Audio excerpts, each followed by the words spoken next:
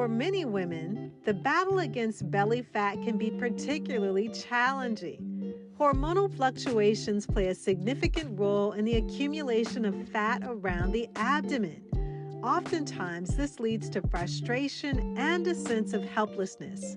Well, today, friend, I'm going to shed light on understanding the underlying causes and how to implement 6 targeted strategies to empower you to take control of your health and effectively manage hormonal belly fat. So if you're ready to end the battle of the bulge, grab a notebook and pen and let's get into it.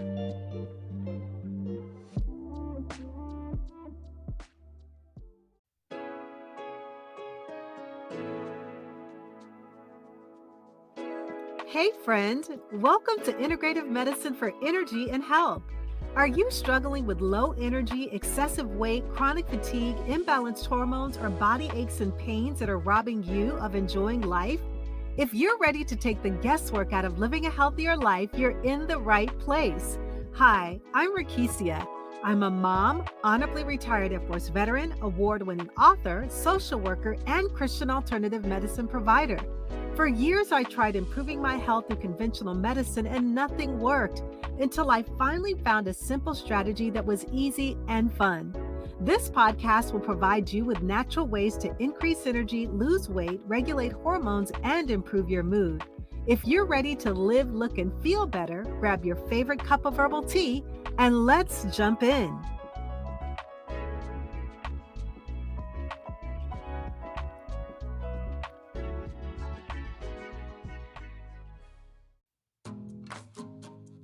Did you know that I have a monthly online health coaching accountability program for women just like you? Women who want to increase energy, lose weight, and reduce body aches and pains using integrative medicine. Women are experiencing positive and dramatic results and are looking, living, and feeling better. You can visit my website at rekishiamcmillan.com for more information and to sign up for a free health consultation. You'll also find the link in today's show notes.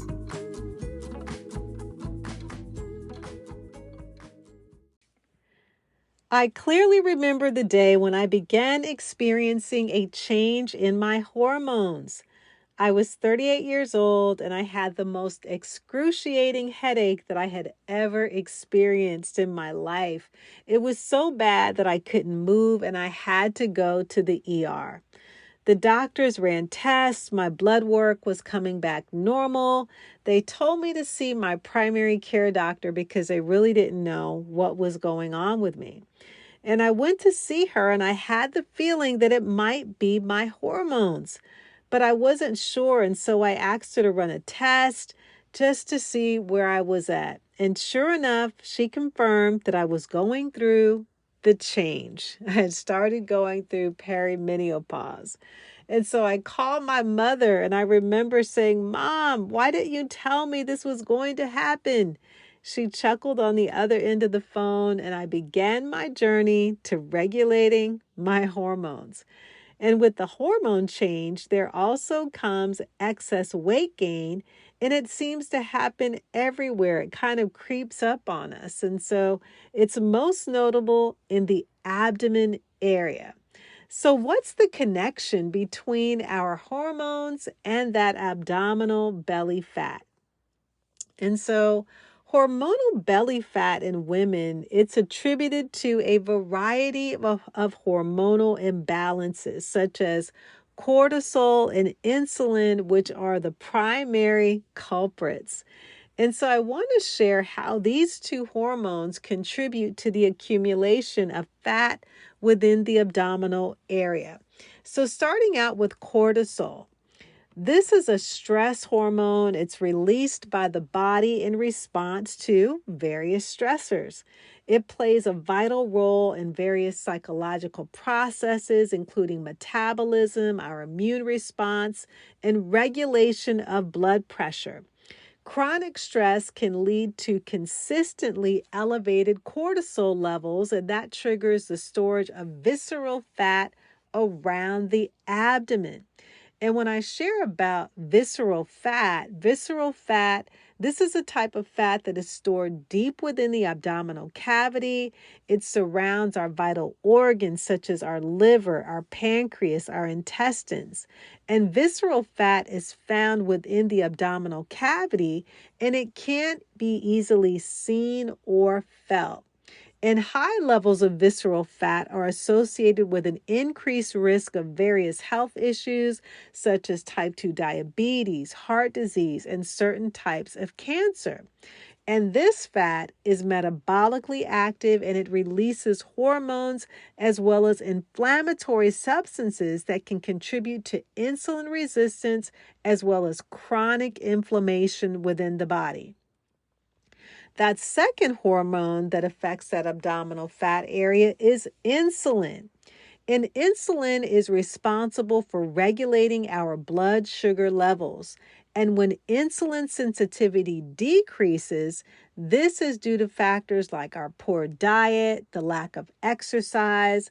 The body cells then become less responsive to insulin's actions. And this leads to higher insulin levels, which promotes the storage of fat, especially around that midsection. We also call that insulin belly fat.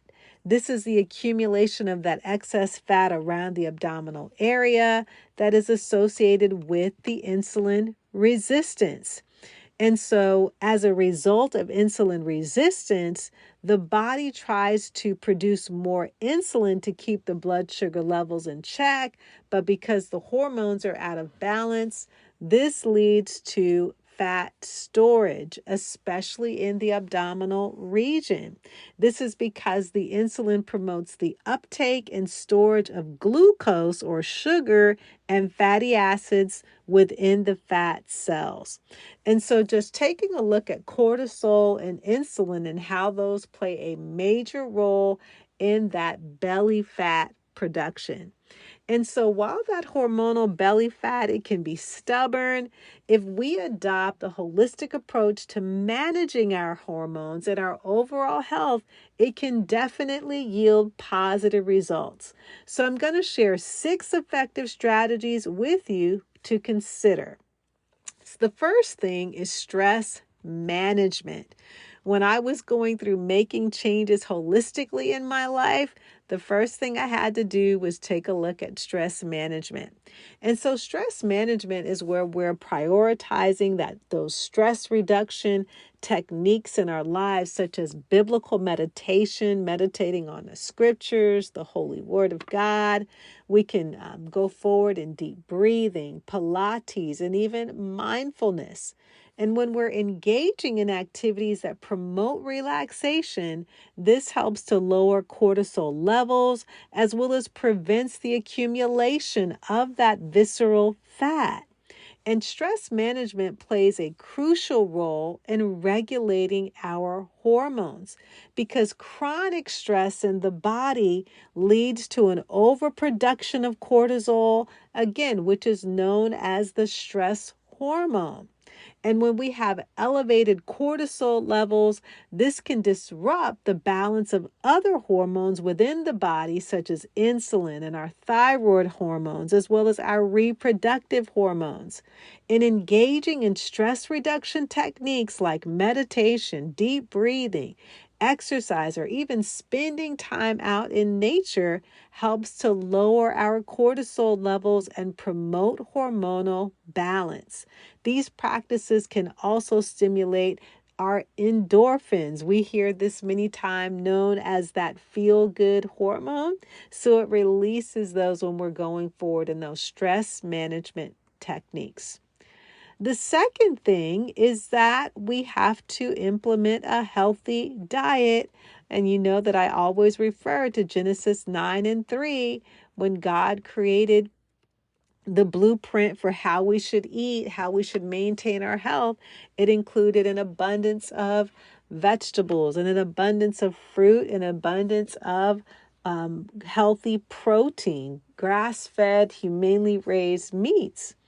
And so when we're looking at a healthy diet, it should focus on a diet that is rich in whole foods, including lean proteins, vegetables, fruit, whole grains, healthy fats. And we want to avoid or limit refined sugar, processed food, excessive consumption of carbohydrates, because these contribute to insulin resistance. And foods have a great impact on our hormonal level within the body. And just personally, I know this to be true because before I began to eat healthy, I was eating a lot of processed food. I was intaking a lot of sugar, not realizing that this was not only wreaking havoc on my immune system, but it was really throwing my hormones all out of whack, and I just didn't know. And so we want to be able to eat those foods that are nutritious, like the healthy proteins, healthy fats, to help regulate our hormones, because excessive sugar intake is going to lead to those insulin spikes. But foods that are rich in fiber, they're going to help stabilize our blood sugar levels as well as support our hormonal balance. The third thing that we need to do, and that I did, is incorporate regular exercise. Engaging in a combination of cardiovascular exercises, strength exercises are going to be beneficial. And so when we're talking about cardiovascular exercises, these are going to help burn calories. It's going to help to boost our metabolism, and it's going to aid in that fat loss. And so exercise has an important impact on regulating our hormones. Physical activity is going to also lead to a release in endorphins that I mentioned earlier. Those hormones help to improve our mood as well as reduce stress. And engaging in regular exercise is going to help enhance our insulin sensitivity, which is going to lead to better blood sugar control and balanced levels of insulin. Another thing that's important about exercise is that it stimulates the production of growth hormones and testosterone, which are important for our muscle growth as well as repair. It can also support the release of hormones that help regulate metabolism as well as our appetite. One of the things that's also important to note too is that an excessive overtraining in exercise can also lead to hormonal imbalances, especially in women. So we want to make sure that we're finding a balance between different types of exercises that are going to allow for adequate recovery time, which is crucial for maintaining hormonal balance. The fourth thing is that we need to ensure that we're getting adequate sleep.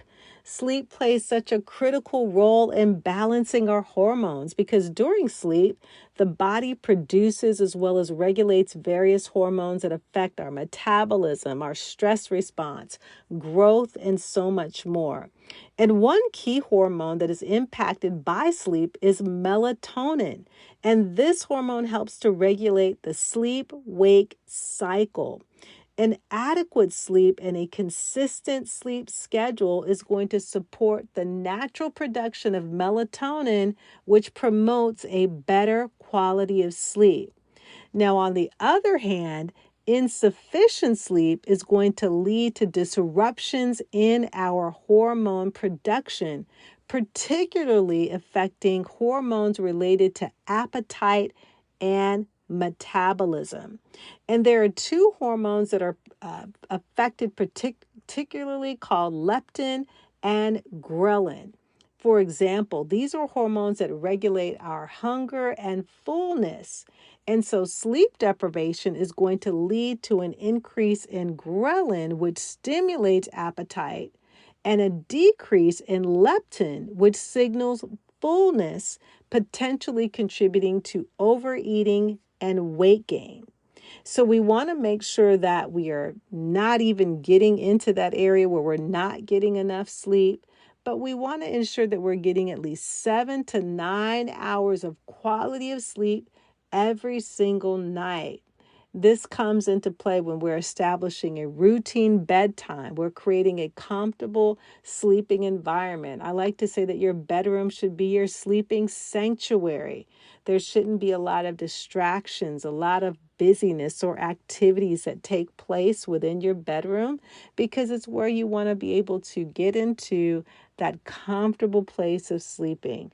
You want to limit your screen time before you go to bed, because all of these can help contribute to better sleep and a healthier hormone regulation within the body. The fifth thing that you want to do is make sure that you're getting proper hydration. And hydration is closely linked to hormonal balance because it is essential for the optimal functioning of various bodily symptoms, including hormonal production and regulation. And I like to say, when we think about hydrating, water should be the number one hydration source that we go to, because water is just not a liquid, but it is a nutrient. It is one of the first elements that God created for us to enjoy.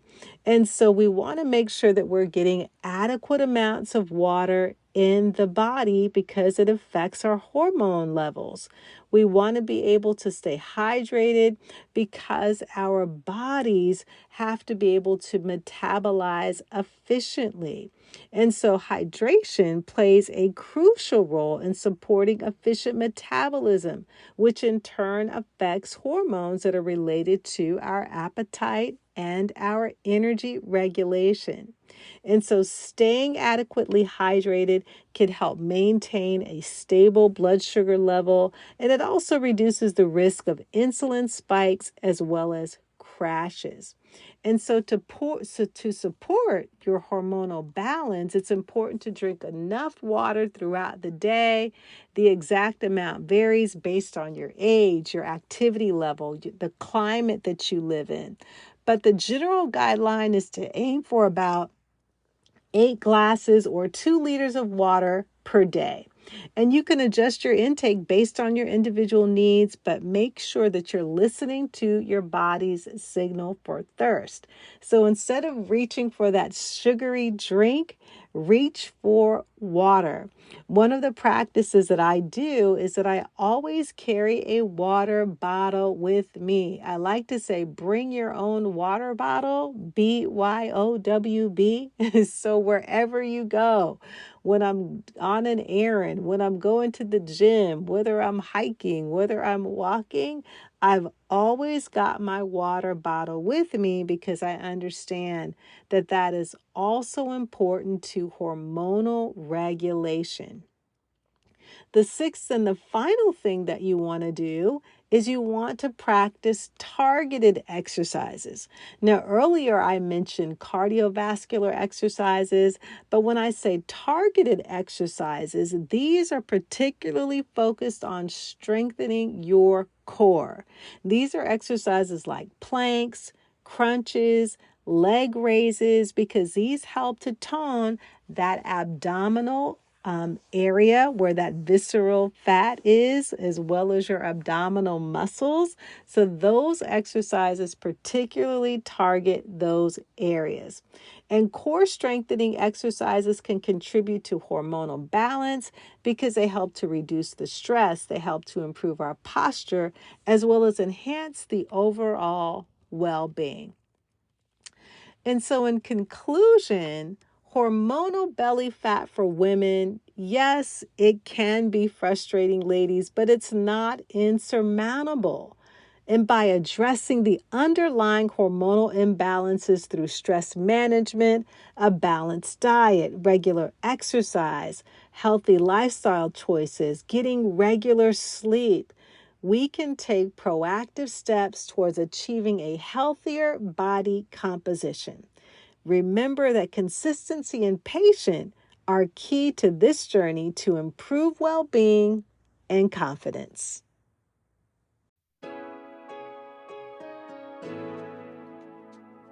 Hey friend, I hope you enjoyed today's episode. If so, would you take 30 seconds and share it with a friend who may want to have more energy and improve their health naturally? Also, I would love it if you could leave a quick review for the show on Apple Podcasts. It blesses me tremendously to know that this podcast is helping you. Alrighty then, it's time to go make a protein shake and go for a hike. No more days of feeling tired and drained. I'll see you in a few days for another episode. God bless.